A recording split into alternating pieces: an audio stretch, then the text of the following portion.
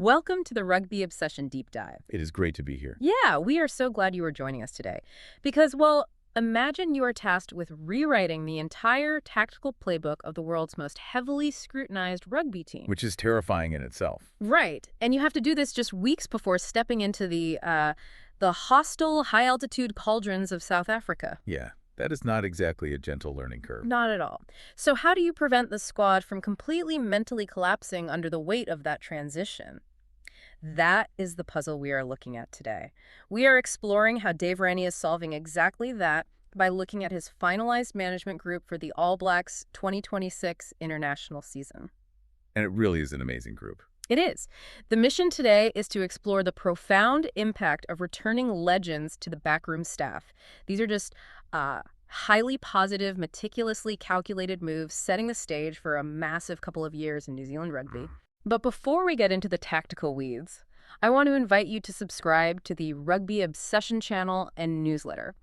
It is the absolute best way to stay up to date with all the latest rugby insights straight to your inbox in your feed. Highly recommend it, yeah. So jumping in, it really is shaping up to be a transformative period. It really is. I mean, when you look at the sheer caliber of the staff being assembled, it speaks volumes about the ambition for 2026 and beyond. Absolutely. We are talking about a deliberate strategy to build an environment capable of handling extreme evolutionary pressure. Right, and to really understand how Dave Rennie is engineering this environment for such an intensely high-pressure season, we have to start with the most eye-catching addition to his staff. Oh, without a doubt. We're talking about a man whose reputation absolutely precedes him. Gilbert Enoka, ONZM, is officially returning as the leadership and mental performance coach. Yeah, and for anyone who has followed the internal dynamics of this setup over the past couple of decades, that name carries an incredible amount of weight. Huge weight. He is essentially the architect of their modern psychological framework. Yeah, because Enoka previously spent, 23 years with the union? Something like that, yeah. And he only just left after the 2023 Rugby World Cup. I mean, former head coach Sir Steve Hansen famously called him the secret ingredient in a golden era. Which is high praise from Hansen. It really is. And when we say golden era, we're talking about the back-to-back Rugby World Cup victories in 2011 and 2015. Right. But here's the thing.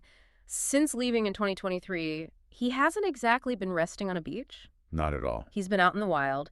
He's worked with the England cricket team, the New South Wales State of Origin side in Rugby League. Which is a brutal environment. Oh, completely. And he even did a short-term consultancy with the English Premier League soccer club, Chelsea. Yeah. Okay, let's unpack this. Bringing Enoka back right now isn't just about reclaiming a legacy.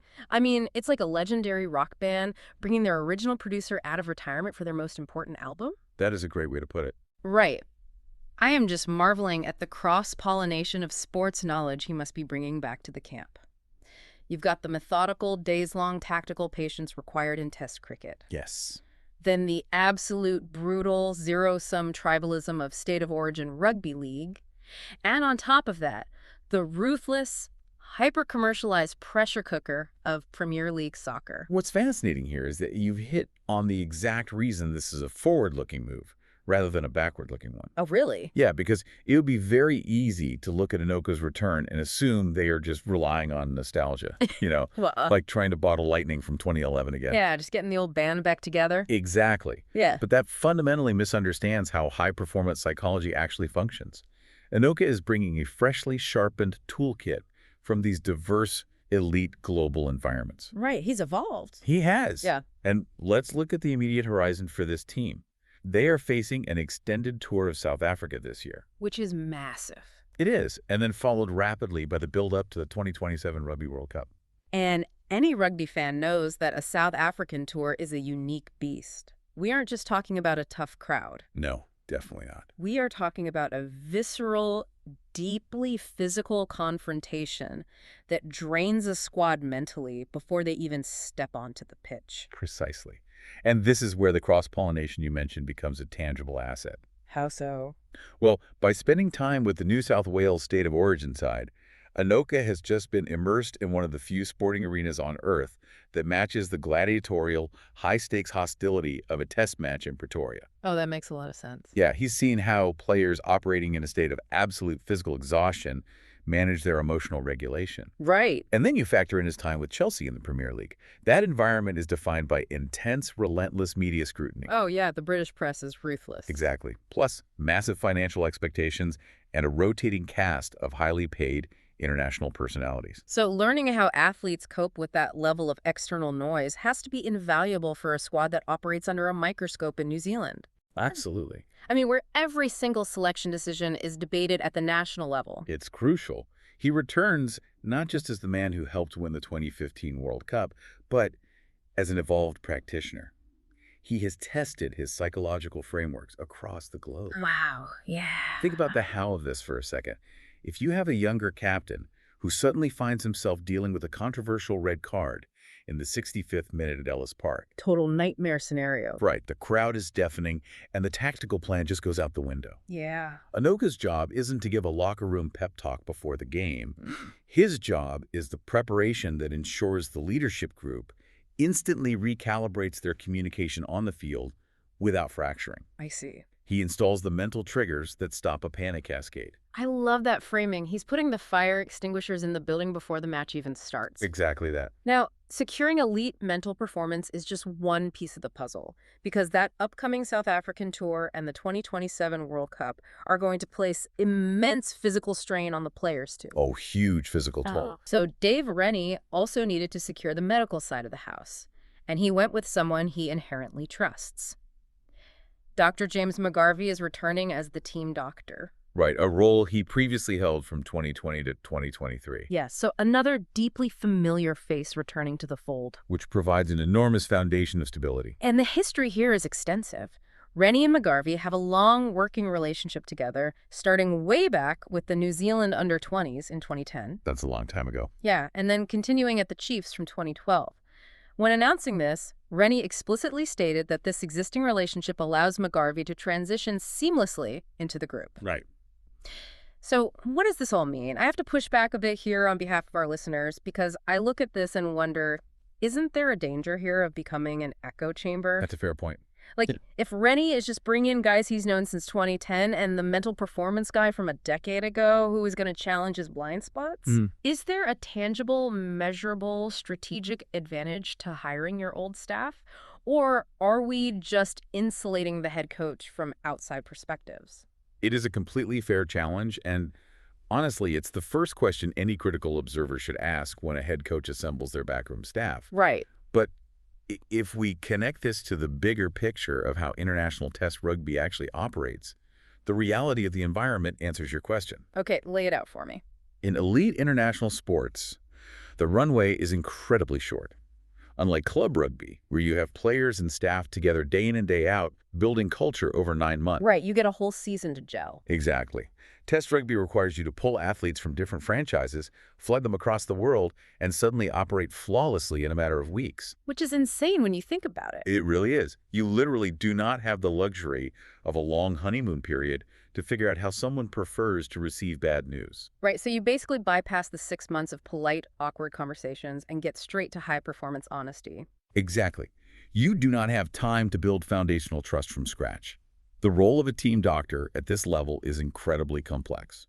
Yeah, they aren't just taping ankles or handing out ibuprofen. No, they are making high-stakes, real-time decisions about head injury assessments. Right. They are managing the tension between a player who desperately wants to stay on the pitch and the long-term health protocols of the union. Which has to be a tough conversation. It is. So, a head coach needs to know implicitly how their doctor communicates. Rennie needs to know if McGarvey tends to be conservative or aggressive with recovery timelines. That makes total sense. And McGarvey needs the psychological safety to tell Rennie, your star player cannot play this weekend without fearing for his job. I see what you're saying. In a high-stakes environment, friction behind the scenes translates directly to hesitation on the pitch. Absolutely. If the coach and the doctor are second-guessing each other's motives over a return-to-play protocol, the entire squad feels that anxiety. That's the key, right there.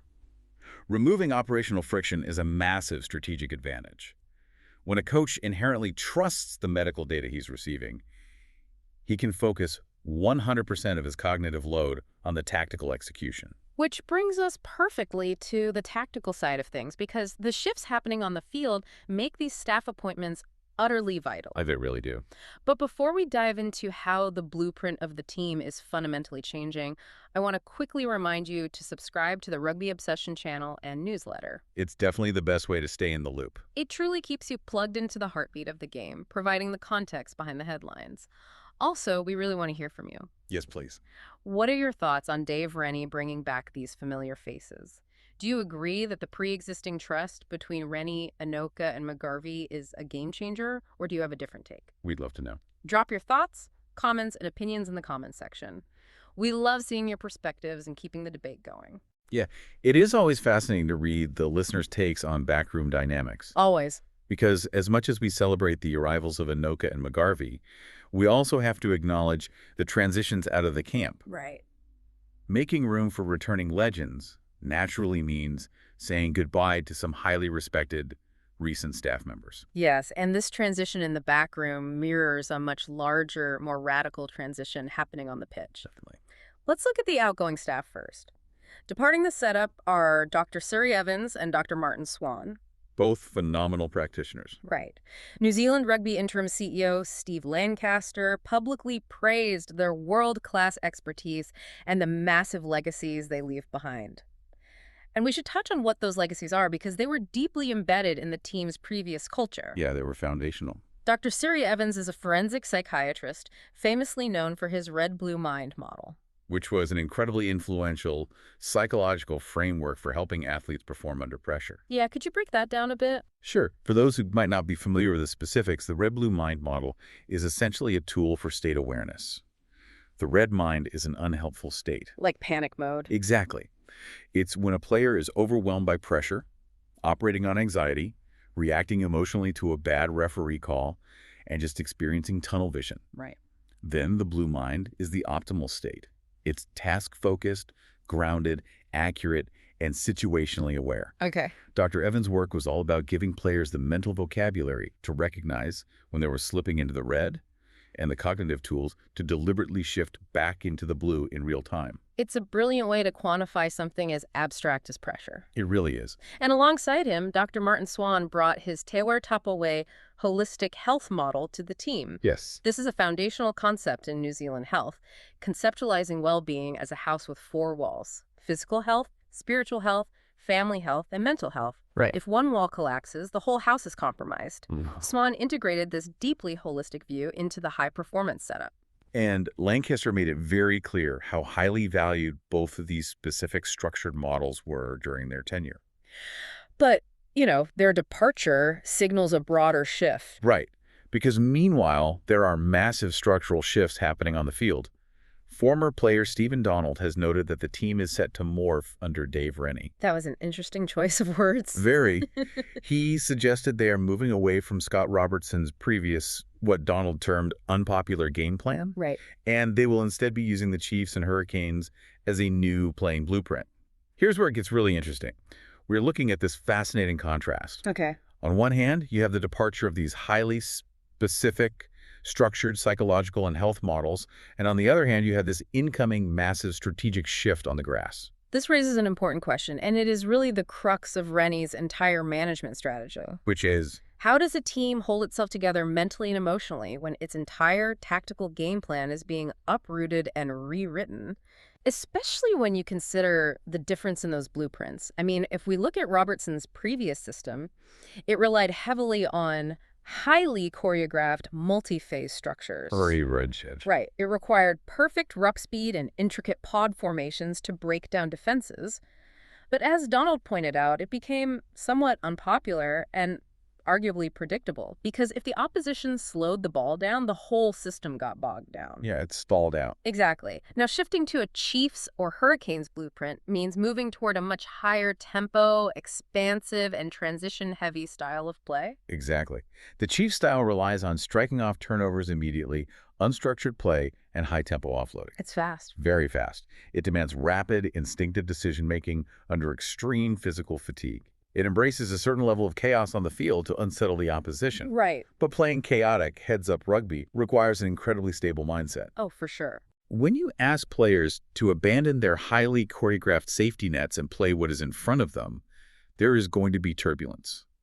Players will make mistakes, They will second-guess their instincts, and they will have to unlearn years of muscle memory. It's like trying to upgrade the operating system on your phone right before you need to make the most important call of your life. Yes, The new Chief's tactical blueprint is the new software. It's powerful, but during the installation, it's going to cause glitches. It's going to drain the battery. definitely. And bringing back Enoka and McGarvey is like installing the most robust, battle-tested hardware possible to ensure the phone doesn't just crash during the upgrade. That is the perfect analogy. During a transition like this, players feel profoundly unsettled. They are stepping completely out of their tactical comfort zones. Right. That is exactly why having universally respected unifying figures like Gilbert Enoka and James McGarvey in the locker room acts as the ultimate stabilizer. I see. Rennie is effectively communicating to his squad, our tactics on the grass are going to morph. We're going to challenge you to embrace chaos and play differently. Right. But the psychological and medical support structure behind the scenes is going to be bulletproof, it's going to be familiar, and it is anchored by proven winners. So the backroom stability is what literally enables the on-field evolution. Precisely. If everything was changing at once, like a new head coach, completely new tactical software, new doctors, and completely new mental performance practitioners, it would just be too much instability for the squad to absorb. The system would fracture. Yeah. You can only introduce so much instability into a high-performance system before the athletes lose confidence. By bringing back Enoka and McGarvey, Rennie is controlling the variables. Right. He is establishing a bedrock of psychological safety and medical trust. When a player knows their mind and body are being managed by the absolute best in the business, it gives them the psychological freedom to take risks. That makes perfect sense. They can fully commit to this new, expansive Chiefs and Hurricanes tactical blueprint without fear of the whole house collapsing around them. It truly is a masterclass in change management. Dave Rennie is masterfully blending the legendary proven mental performance pedigree of Gilbert Enoka with the deeply trusted medical oversight of Dr. James McGarvey. He really is. This isn't just about nostalgia or getting old mates together for another run. It's a highly calculated, immensely positive stabilization effort. Absolutely. As the team prepares to completely reinvent their on-field identity and embrace a dynamic new style of rugby, they are securing their psychological and physical foundations ahead of that grueling South African tour and, of course, the ultimate goal of the 2027 World Cup. It sets up an incredibly compelling dynamic for the coming years. And, it leaves us with one final fascinating thing to ponder. Oh, what's that? Enoka was the secret ingredient for the golden era of 2011 to 2015. But after his recent stints navigating the relentless commercial pressures of elite English soccer, the tactical reinventions of English Test cricket, and the brutal gladiatorial arena of Australian Rugby League, Right. how much has the secret ingredient himself evolved? Will we see a completely new psychological approach from him in 2026, tailored to a modern generation of players who are facing an entirely different kind of global pressure than the 2015 squad did? That is an incredible thought to leave on. The secret ingredient might just have a totally new flavor, and we get to watch it unfold in real time. I can't wait. Me neither. I want to remind you one last time to subscribe to the Rugby Obsession channel and newsletter so you never miss out on these deep dives into the strategies shaping the game. Thank you for listening to the Rugby Obsession Deep Dive, and we will look forward to you listening to our next episode.